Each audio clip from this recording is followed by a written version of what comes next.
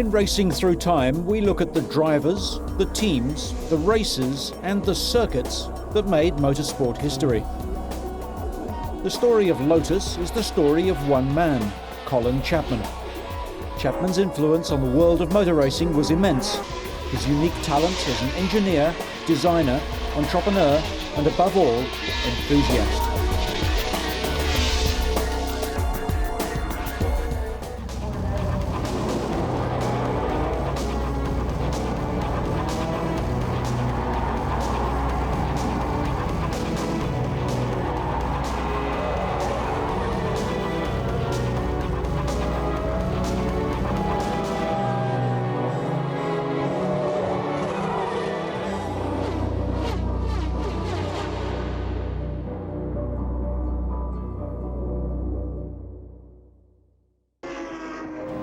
Colin Chapman had the determination to steer Lotus from a North London backyard to World Championship success. In Racing Through Time, we speak to those who knew Colin Chapman, his wife Hazel, team drivers Cliff Allison and Innes Ireland, Betty Hill and engineer Keith Duckworth.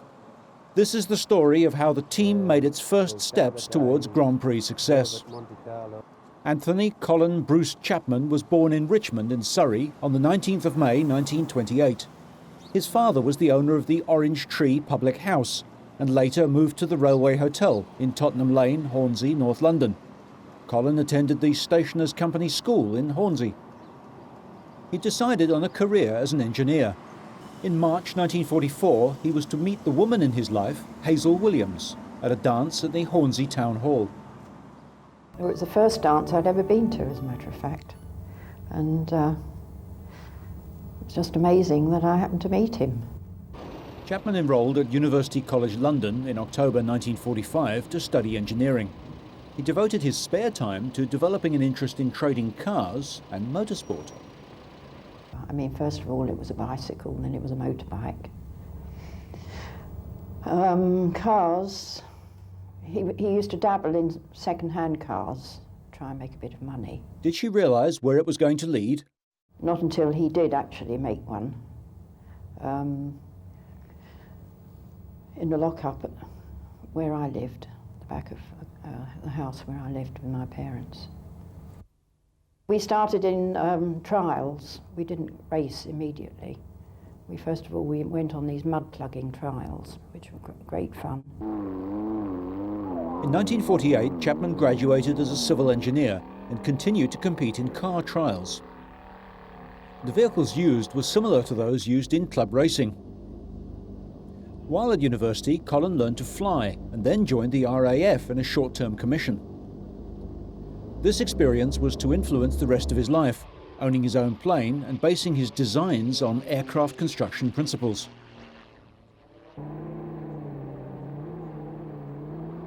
He experimented with other types of motorsport.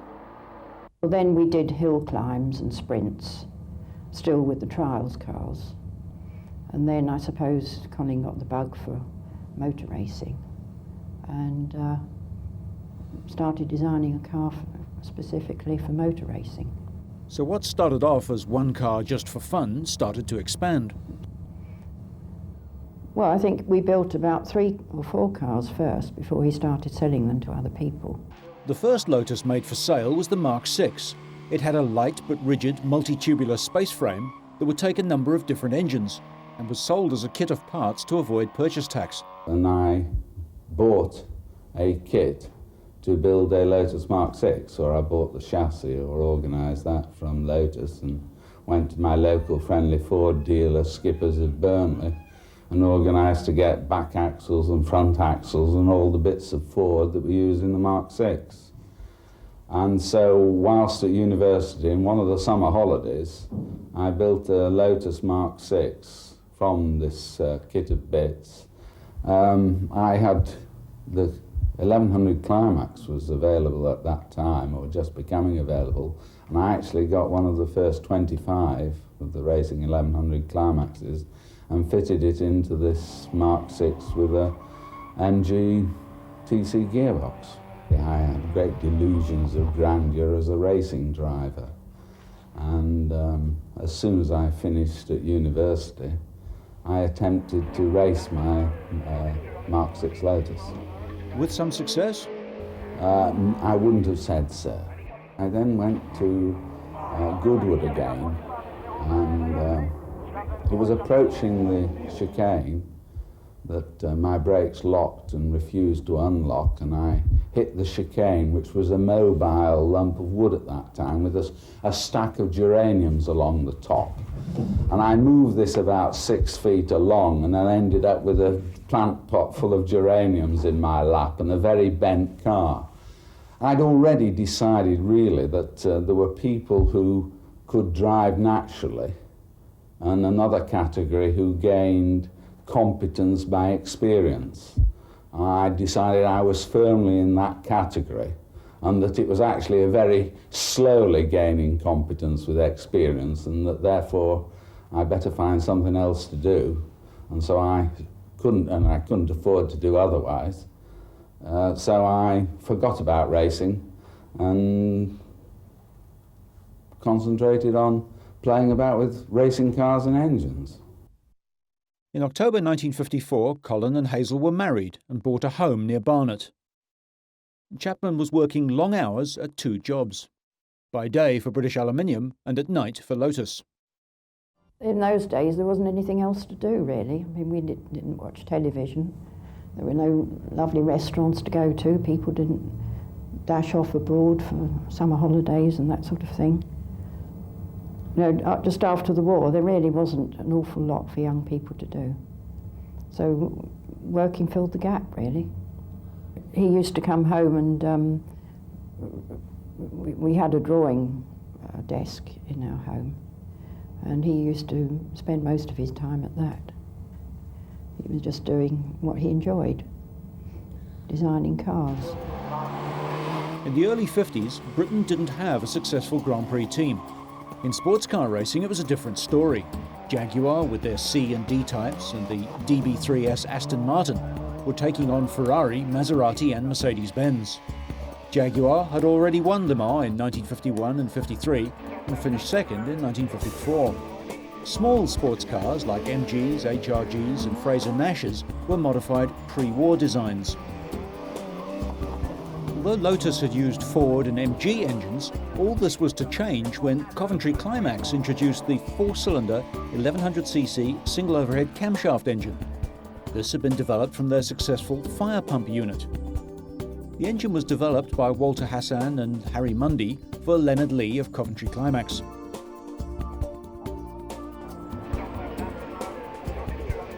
Circuit racing in Britain was held mainly at Silverstone and Goodwood. Sports cars were built by established manufacturers such as MG, Triumph, Riley or Fraser-Nash, or by small manufacturers with modest premises like John and Charles Cooper at Surbiton. The alternative was to use a small lock-up garage and have a job in the day and work on the car in the evening. That was how Lotus started.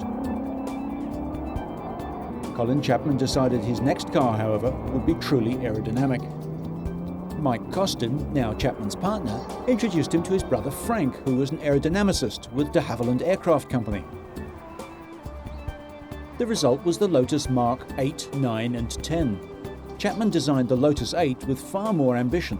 He wanted a larger engine and more power, a 4-speed gearbox, hydraulic brakes and more advanced suspension, and most importantly, an aerodynamic body. Frank Costin designed the body with its twin tail fins, and it was very efficient. The Mark 8 was fitted with a bored-out MG 1250 engine, now at 1498cc and developing 98 horsepower. With the help of the slippery aerodynamic body, it was one of the most potent 1500 sports cars in the country, and it was followed by the Marks 9 and 10. The 9 was fitted with the Coventry Climax 1100cc unit, and the 10 with the MG or the Bristol unit, or even the Alta-based Connaught engine. At Le Mans in 1955, Colin Chapman began his love-hate affair with the 24-hour classic race. The entry of the 1100 Mark 9 was accepted, and it was specially prepared for the event. The races had attracted entries from many sports car manufacturers. The new MGA and the Triumph TR2s made their debut here alongside Lotus. Chapman himself and Ron Flockhart drove the car. Chapman was extremely accomplished as a driver and led his class in the early stages before experiencing difficulty with a slipping clutch. After some sand had been put on it, the car was competitive again. The early part of the race saw a tremendous battle between Hawthorne's Jaguar and Fangio's Mercedes-Benz, with the lead changing frequently. Chapman was in and among the small car competitors when the tragic accident happened for which the 1955 race is remembered.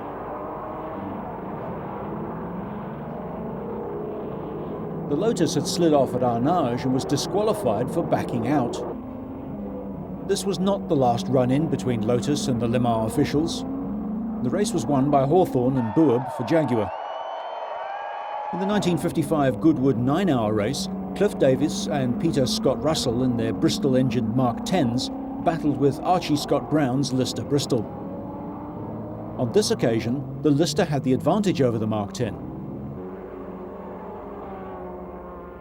Chapman's leading 1500 blew up after 7 hours, and Cliff Davis finished a fine second in his class with the Mark 10.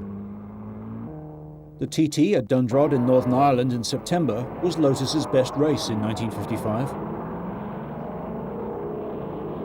Chapman and new recruit Cliff Allison in the 1100 Mark 9 impressed everyone, leading the 2-litre class by 9 minutes and leading the index of performance by miles until the oil pump fractured.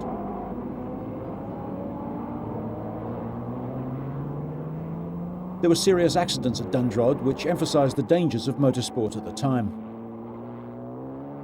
When you're young, you don't worry, do you, like you do as you get older. I just used to be extremely annoyed if he didn't finish the race and crash the car or something, then make a lot more work for everyone to have to rebuild it. By now, Lotus had acquired a new employee in Graham Hill. He and Cliff Allison were to shape Lotus's future. He was a mechanic come race driver, and he didn't have a car, so he got talking to a man called Mike Costian, who is Cosworth, and Mike said, "Where are you going?" He said, "I'm going back to London." "How are you getting there?"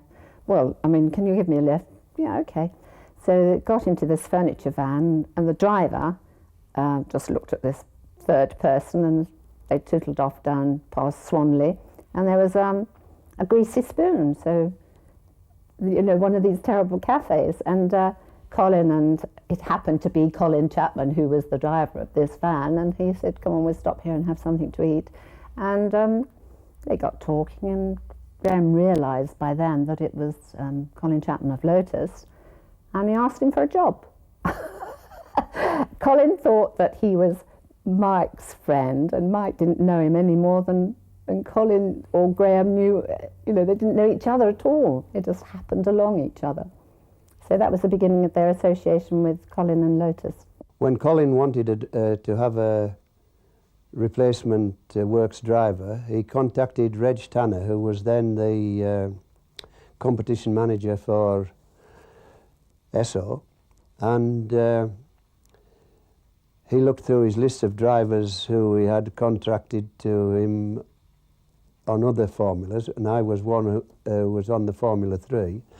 And when I went down to Snetterton, Reg asked me if I would like to try a Lotus out, and I said yes, I would like to try one out. And so I went out and did a lap round the track, and at that time Peter Jopp and Ron Flockhart were the works drivers for Lotus.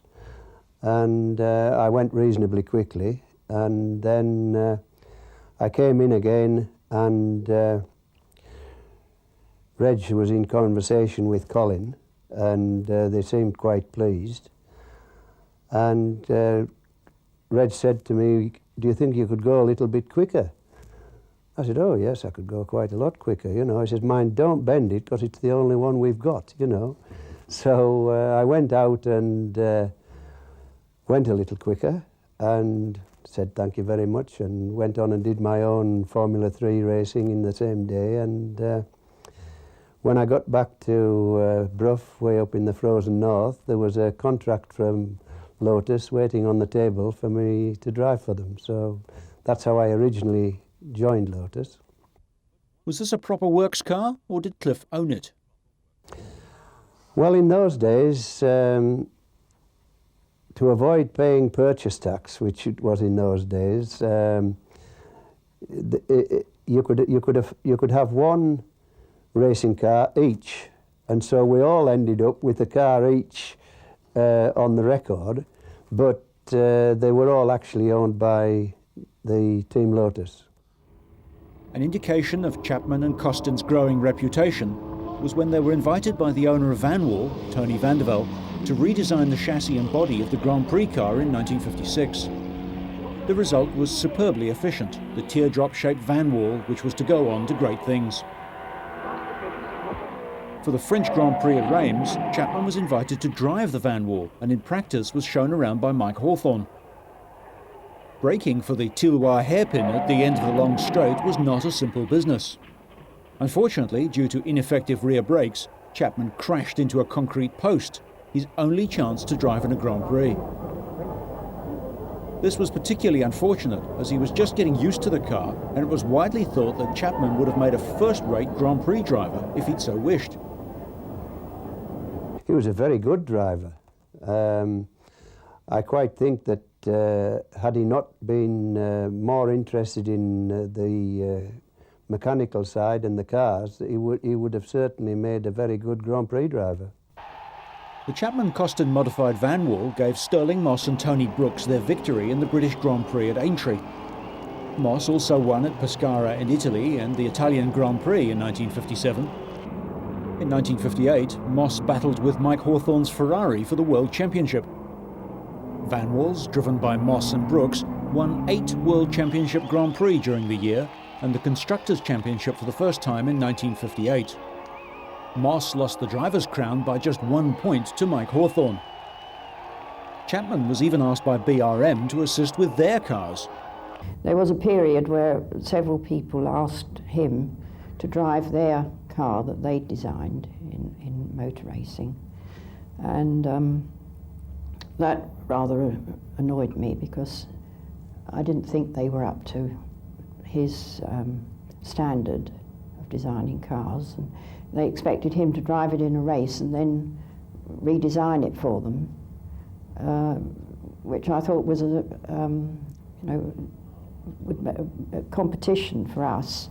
So it would be much better if he gave that up and just concentrated on designing his own cars. But then I think he realised that it would be better if he got someone else to drive it. 1956 saw the introduction of arguably Chapman's most successful sports racing car, the Lotus 11. Designed as a replacement for the Mark IX, it featured a space frame chassis with independent front suspension and an optional de Dion rear axle covered by an aerodynamic body. The 11 would take a variety of engines from the 1100 and 1500 Coventry Climax and even the Maserati. More than 200 were built. The model was to prove one of the most successful racing cars ever made. By now, Graham Hill had progressed at Lotus, having risen from the ranks of mechanic to racing driver. Here he's seen driving an 1100 Lotus 11 and leading the field. The Lotus 11 in the hands of talented club racers was winning races all over Europe.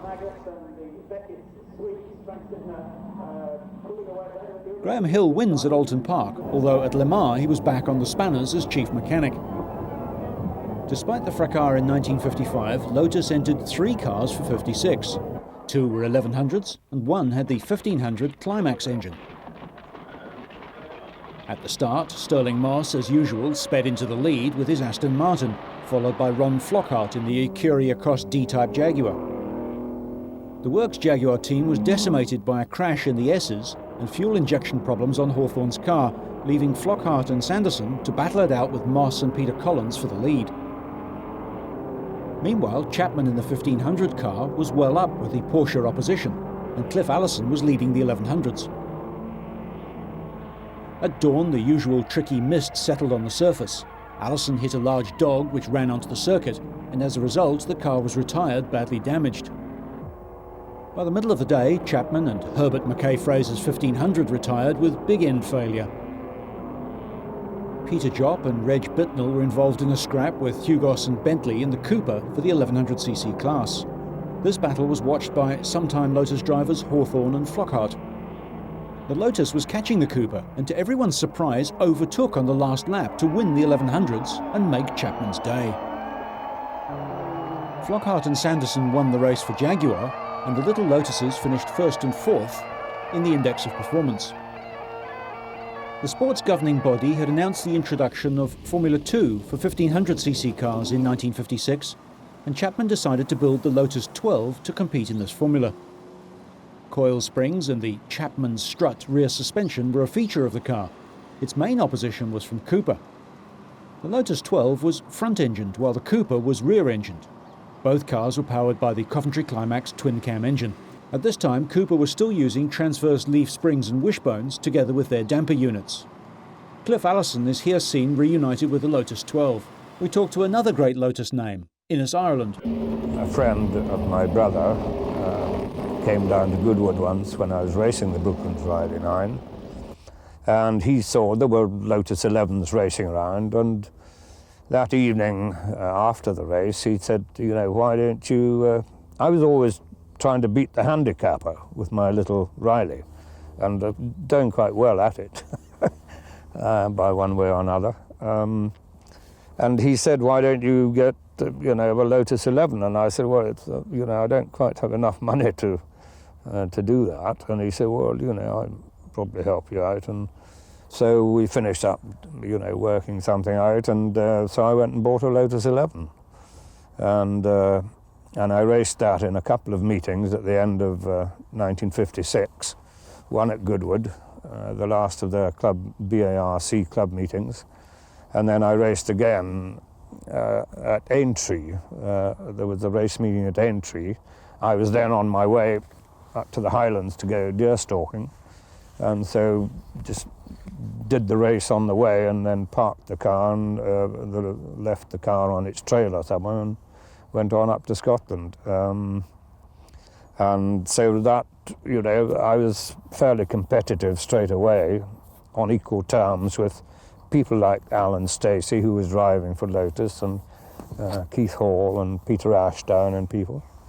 And so that really, you know, it's the first time I had a competitive car that I could drive in scratch races. Further developed for 1957, the 11 seen here is the John Coombs car for Ron Flockhart to drive in the British Empire Trophy at Alton Park. John Eason Gibson briefs the drivers, and at the start, the race was a battle between Flockhart in the Coombs car and Chapman in his works car. Chapman spun and lost ground, while Flockhart, driving superbly, increased his lead. Try as he might, Chapman couldn't catch Flockhart and had to settle for second place. Flockhart takes the checkered flag, with Chapman coming through in second. I'd always wanted to be a racing driver, and I was running my own business, which gradually turned round from being Rolls-Royce and Bentley orientated into tuning and preparing racing cars.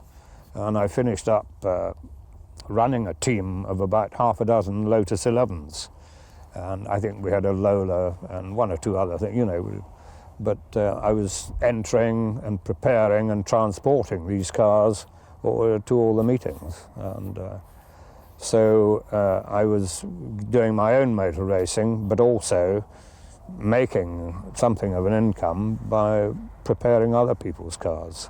I was asked to drive for Team Lotus in that first year of 57, and I drove in what was then the Swedish Grand Prix in the middle of 1957, but that was a works car.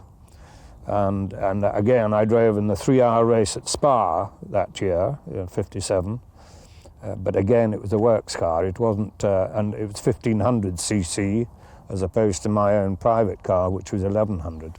So, I mean, I was asked in my very first year, halfway through it, I was asked to drive for the works. For 1957, Chapman was determined to again win the prestigious Index of Performance at Le Mans. he persuaded Coventry Climax to build a special 750cc engine. Yes, it was interesting was Le Mans because we won the Index of Performance, as you know, in 1957 with Keith Hall and myself, and the prize money was £4,000, of which the arrangement was that the manufacturer kept half the prize money and the drivers kept half the prize money. And so Keith and I ended up with £1,000 each, and we thought we were millionaires then.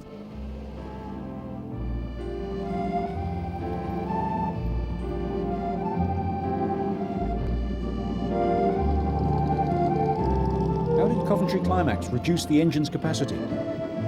Instead of reducing the bore and the stroke, they decided to just reduce the stroke. So they put a very short throw crankshaft in it, and that brought it down to the 750cc with big pistons. Consequently, the gas flow was at low revs was nil, and you had to be below 7,000. There was very little power. The power started to come in at 7,000. Between 7 and 8 you had power, and the rest of it you had nothing. Well, we obviously drove it as quietly as possible, but we were watching results and getting the results of the... it was a very complicated formula for working out the index, and we kept getting feedback every time we came into the pits as to whether we should go a little quicker or a little slower. And one of the interesting things that happened in that race was that in our briefing before the race, Colin said, if you find anything's going to fall off or anything like that, he says, don't go around to the pits, you know, pull into the side, and if you can, repair it and to keep it going. And so I was going down the Mulsanne Straight, and I heard a little zing, zing, zing, zing from the front end of the car. And there were some signalling pits at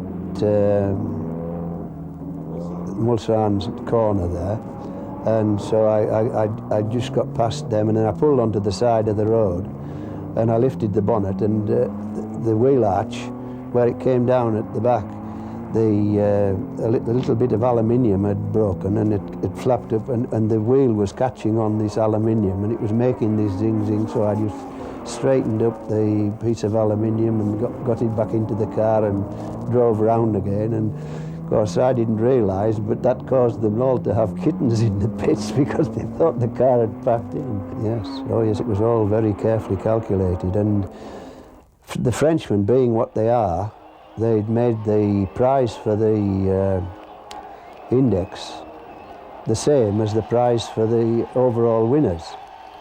And because they were quite sure that the DB Panhards would win the index.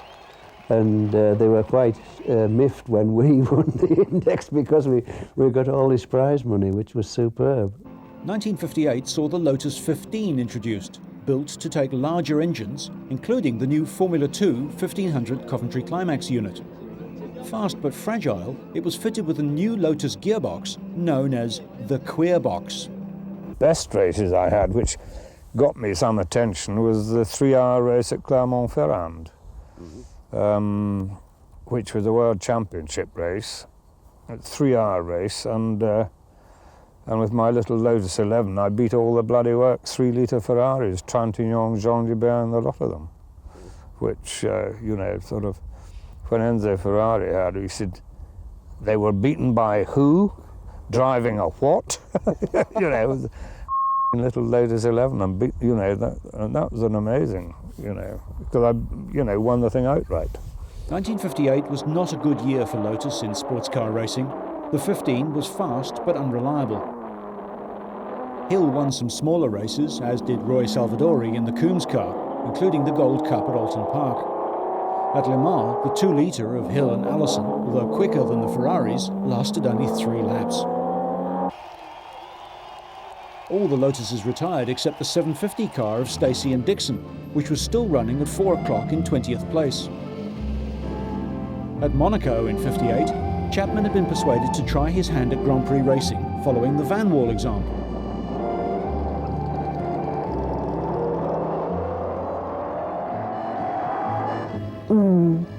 I have a great affection for Monte Carlo, you see, and even going down there on the very, very first time, we stayed along the coast at a place called A's, and it was called the Bananery, and none of the team had any money, none of them, and the cars were coming down in furniture vans again, and we literally scrimped and scraped. I think we drove down there. We certainly didn't have enough money to fly down there. And there was Hazel Chapman and myself, and I think Cliff Allison's wife. There were 3 girls. It was a big treat for us, you see. And we stood on those pits and timed the fellows in dresses. I mean, we never thought about having to climb over pits the way we did. So there we were, sitting up there in short summer dresses, but exciting. Very, very exciting. While the new 16 was being built, Hill and Allison drove the old Lotus 12, fitted with a 1.9 and 2.2 litre Climax engines, and they were raced until the 16 was ready. Well, my first Formula One drive with the Lotus was in the Monte Carlo Grand Prix in 1958. I did drive in 57 in Formula 2 races with the 1.5 litre engine, but the car that I drove at Monte Carlo in 1958 had a 2.2 litre engine, and I managed to finish 6th, I think. Graham Hill had started last and had to retire when a drive shaft broke. Allison, despite overheating problems and not having any brakes, drove a steady race. Moss and Hawthorne were involved in their private battle for the championship, but could only look on as Rob Walker's Cooper Climax won its 2nd Grand Prix in a row.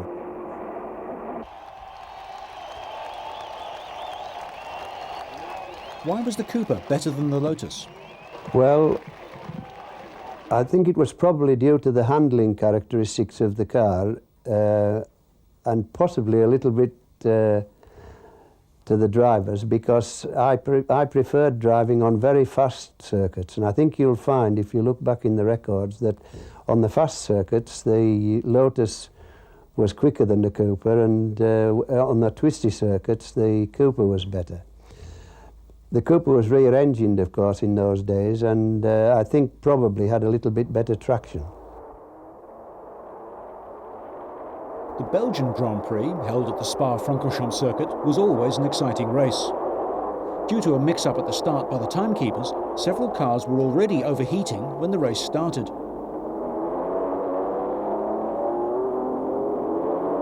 Moss missed a gear and over-revved his engine, while Collins's Ferrari battled with Tony Brooks' Vanwall. Hawthorne was in 3rd place, and then Collins had to retire with overheating. Tony Brooks took over, and driving on one of his favourite circuits, he began to pull out a lead.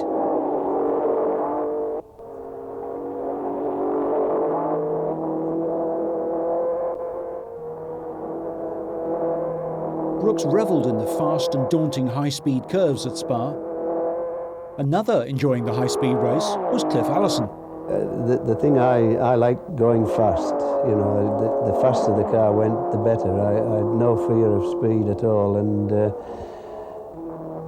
driving at Spa, which was at that time the quickest circuit used for Grand Prix racing, it was absolutely magic going around those really fast 160 mile an hour curves. It was marvellous. Allison was driving the race of his life. He'd won his battle with the Coopers of Brabham and Salvadori and was now up to 4th, a great performance with the Lotus 12. Tony Brooks, well in the lead, exits La Source to discover that his gearbox is beginning to tighten. As he crosses the line, it goes. He couldn't have completed another lap. Mike Hawthorne comes up, his Ferrari accelerating away from La Source towards the finish, and his engine blows up. Then it's Stuart Lewis-Evans' turn in 3rd place, discovering as he takes La Source that his suspension has collapsed, but he still finished 3rd.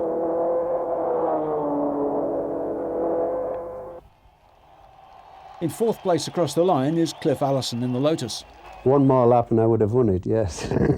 Because all the others that were ahead of me had terminal trouble.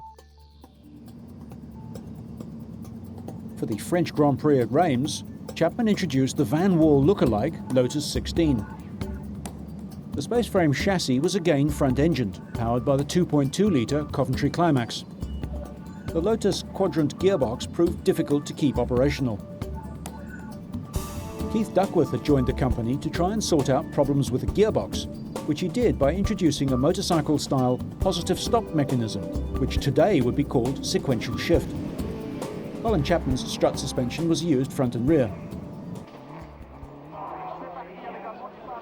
The Ferrari Dino, though front-engined with plenty of power, was too heavy and had poor road holding. And while the BRM was perhaps one of the best front-engined cars, it was never properly developed.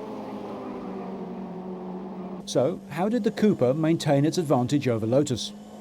I've been asked this question before, and I was quite convinced in my own mind at that stage that Colin would certainly produce a World Championship car. The only snag that I could see was that pieces kept falling off the car, and I figured that it was only a matter of time before something vital fell off, and I fell off with it. The big joke at the time was that if you could have got Chapman to design the car and John Cooper to build it, then you would have ended up with a world beater. Well, in those days, Colin said quite openly, the easiest way to find out if a thing was the right strength was to build it too weak. And if it broke, then you built it a little bit stronger. But if you started off by building it very strong, you never knew how far you could go in lightening it. And so it was all very fine for him. He probably found out very quickly where the weak spots were, but with rather detrimental effects as far as drivers were concerned. The 16 made its British debut at the British Grand Prix at Silverstone, driven by Graham Hill and Alan Stacey. Cliff Allison preferred to drive one of the older 12s. Hawthorne and Collins continued their battle with Moss and the Vanwall for the World Championship. Cooper was becoming more competitive, with Salvadori on the front row. On the first lap, Collins forced his way into the lead, followed by Moss and Hawthorne, while the little Lotus of Hill was well placed in the midfield. Hill and Brabham had a tremendous battle, swapping places regularly. As the field passed the pits, however, Hill came in to retire. The gearbox was somewhat worn, and so was Hill's seat. Next, it was the turn of the gifted Alan Stacey, having his first Grand Prix drive. He too became a retirement with overheating. This amazing man drove in Grand Prix racing with one leg, which many people didn't realise. Then it was Allison's turn, who came in with no oil pressure. While a BRM is pushed away, Chapman in the red shirt confers with his drivers.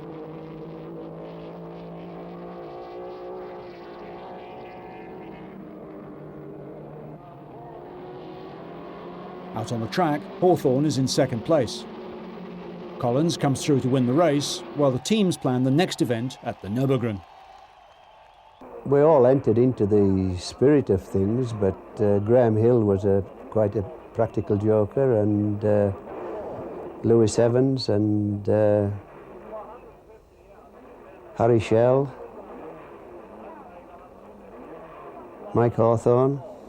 Unfortunately, I was just, while I was hesitating a bit there, I was just realising I was telling you all the ones that had unfortunately left us. Peter got killed, and Mike, he didn't drive round to the pits. He drove it off the road, and the report was that the clutch had gone, but it was Mike's clutch that had gone. Peter Collins' accident cast a pall over that season. Well, it was terrible, that, because we were all great pals, you see. Nowadays, it's the thing that surprised me particularly was I went to Monte Carlo, and at the time when Prost and Mansell were driving for Ferrari, and there was a vast tent, and in one corner there was Mansell with his little clan round him, and in the other corner there was Prost with his little clan round him, and they were obviously not on friendly terms anyway. I doubt if they were even on speaking terms, and that was quite contrary to anything I'd experienced when I was racing, because we used to all join in, have a party all together, you know, whether you drove for Cooper or Lotus or anything, you know, it was great. At the end of the year, Cliff Allison made a decision to move on from Lotus. As I previously stated, I thought something was going to fall off that was going to kill me. From Lotus to Ferrari must have been a culture shock. It was absolutely marvellous, and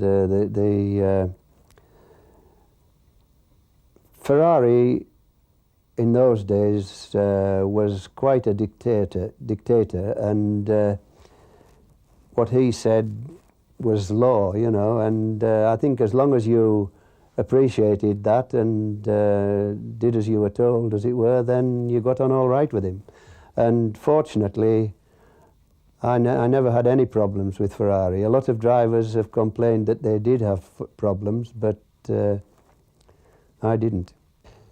Well, I always had a very good relationship with Colin, and it was when I went back racing again after I'd been to Ferrari, I met Colin at Silverstone, and he said he only wished that he could have produced a more competitive car when I was driving for him in the 57 and 8 years, because he appreciated that had I had a better car, I'd have had a lot more success. There's one thing to remember, of course. I don't think there's a Grand Prix car running today that doesn't have something on that Chapman brought out first. By this time, the Lotus 6 had been discontinued, and its loss was keenly felt by club racers with limited funds. Chapman set to work on its successor, the Lotus 7. Built with a club racer in mind, the basic design was displayed at the 1957 London Motor Show. Originally fitted with either the Coventry Climax or the Ford engine, some even had the twin-cam 1500 Climax and were known as the Super 7. In 1973, Lotus decided to stop making the 7, and they sold the design to Graham Nern of Caterham Car Sales, who had provided them with many sales of the car. These cars today are little changed from the original Chapman design, and they form one of the most successful and competitive single-make race series in the world. The versatility of the design means that the cars can even take V8 engines. And that this basic design is still popular is a testament to Colin Chapman's vision. Back to Grand Prix racing, and at Monaco in 1959, the new 2.5-litre engines were used. The extra power and torque were giving problems with the gearbox again for Cooper and Lotus. Lotus entered Hill and the American Pete Lovely in Lotus 16s, and they both started from the back of the grid. The 16 in 1959 continued to be unreliable. Sterling Moss proved to be the quickest in the Rob Walker Cooper, followed by Jack Brabham in the Works car. When Moss retired with gearbox problems, Jack Brabham went into the lead, followed by Tony Brooks in the Ferrari. This was to be Brabham's first Grand Prix victory, while Lotus still wrestled with their gearbox problem. Innes Ireland joined Team Lotus in the middle of 1959 at the Dutch Grand Prix. My very first Grand Prix was Zandvoort in 1959 with Team Lotus, and I managed to finish fourth, which I was quite pleased about, but that was in the year when Lotuses were so very, very fragile. It was very satisfying. I'd had a good old ding-dong with Bera, and you know, he was faster on the straight, and you know, if I'd follow him closely for too long, all my temperatures started going up, so then I'd have to drop back and let it you know, cool off a bit. And also I've got all this you know, the exhaust fumes I never forget, you know, all these exhaust fumes, you know, from this Ferrari blasting out its V12 smoke at me, you know. But finally, Bera made a little bit of a mistake at one of the little corners behind the pits there. And so I managed to slip inside him, and from then on, you know, I could make enough along the back, all through the corners, and he was never able to get back past me on the straight again. So it was very satisfying to win that, or to take that fourth place. Well, I was so much a new boy, and knowing that Graham had worked at Lotus, you know, when he was working on gearboxes and things, before he actually started driving for them, I just took whatever he said as being gospel, and of course I was highly chuffed to be there anyway. I mean, I thought it was, you know, it was like Christmas has come again. At the end of 1959, there was nothing to choose between the practice times and race results of Graham Hill and Innes Ireland. Graham left Lotus at the end of the season to join BRM. Why? Oh, purely and simply because the cars were so fragile and they kept breaking down. I hadn't done the full season, having only started at Zandvoort, which was after Monte Carlo, and I think I finished up with more points than Graham at the end of '59. The cars were desperately fragile, and Graham had just had enough of it, and he'd been offered a very good drive at BRM, and to my mind, quite rightly took it. I mean, in '59, I ran out of brakes 4 times, and I don't mean they didn't work very well. I mean, I had none. Like the main oil line had sheared, you know, so the oil, you know, when you put your foot on the floor, the oil just went squirting out into the atmosphere. Things like that. I mean, Colin's idea of a Grand Prix car was it should win the race, and as it crossed the finishing line, it should collapse in a heap of bits. If it didn't do that, it was built too strongly. I mean, that's very vaguely how Colin thought of a Grand Prix car. But sadly, you know, invariably they fell to bits before they got to the line.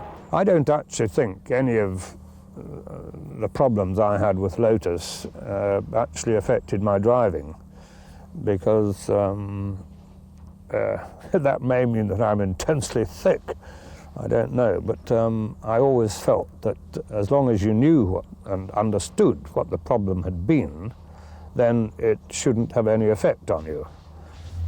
It was the unknown, you know, something that you didn't understand, which would be likely to leave you with a doubt in your mind. And I can remember Maston Gregory saying, look, you ought to get out of Lotus, but, you know, because, you know, Colin will kill you. But I couldn't see that, of course, and Colin was the one who'd given me my chance in Grand Prix racing. And of course I'd driven Lotus 11s and Formula 2 in the year before, and so I stuck to Colin Chapman. And of course, from being a very much a new boy, all of a sudden for 1960 I was #1. From these troubled beginnings, Lotus achieved success with Stirling Moss winning their first Grand Prix at Monaco in 1960 for Rob Walker's team. Innes Ireland won Team Lotus's first Grand Prix, the US, in 1961. His reward was to be sacked and replaced with Jim Clark. The Scot went on to win the 1963 and 65 World Championships and the Indianapolis 500 in 1965. Colin Chapman introduced the monocoque Lotus 25 and in 1967 the Lotus 49 with Ford's DFV engine. Jim Clark died in 1968 and Graham Hill, who had returned in '67, won the World Championship. Jochen Rindt won the 1970 title but lost his life in the process. And Emerson Fittipaldi won in 1972. The final World Championship was with another Chapman-led revolution, ground effect. Mario Andretti led home his teammate Ronnie Peterson in 1978. On On the sports car side, Lotus became a major manufacturer, pioneering fiberglass construction. From the Lotus Elite, followed by the Elan, the Europa, and into the 1970s with the Eclat, Excel, and the long-running Esprit. Lotus ownership has transferred through many hands over the years and is now controlled by Malaysia's Proton company. The Elise is more popular than ever, and the 7, as made by Caterham with other replicas, have a wide market. Consulting work became a major part of the Lotus business. Colin Chapman died in December 1982. The Grand Prix team soldiered on, taking its last win with Ayrton Senna in 1987 at Detroit, before closing down in 1994. While the Grand Prix team has gone, the Lotus name lives on with sporty road cars and a heritage of revolutionary racing cars that all raced through time.